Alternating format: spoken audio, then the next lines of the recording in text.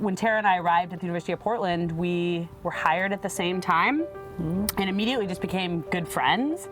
And we had this sort of dream to build a bridge between not just our disciplines, but our ways of knowing. We both realized we studied in East Africa during graduate school and spent the next 5 years making this dream a reality. And that's sort of where we ended up designing the class that we did, which is a class that looks at biodiversity, evolution, culture, and now also things related to climate change in East Africa. So Vail and I published a paper together in 2019 about experiential learning and the value of experiential learning to a wide variety of student majors. And what we found was that everyone benefited from the experience, but non-majors benefited even more. It is observable in sort of a traditional way of thinking about knowledge and information. There's also sort of this intangible part of it, which is what we've come to call the visceral, place-based experience. Whether it's the coast or East Africa or even just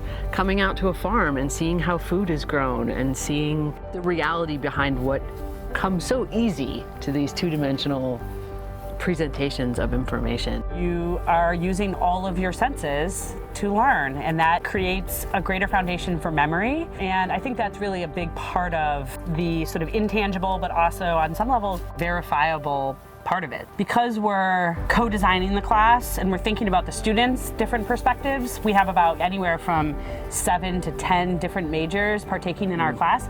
We're also learning more ourselves. So in many ways, it's this really wonderful opportunity for us to have some development as well. I'm so grateful and fortunate that Vail and I are able to do this course every 2 years. It is a rejuvenation of what we hope and care about, and to see the students respond, it's transformative.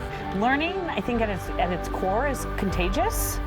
And if we're loving it and we're enjoying the learning process and we're able to model that with sincerity and passion, we're giving the greatest gift we can give, which is this deep relationship to learning.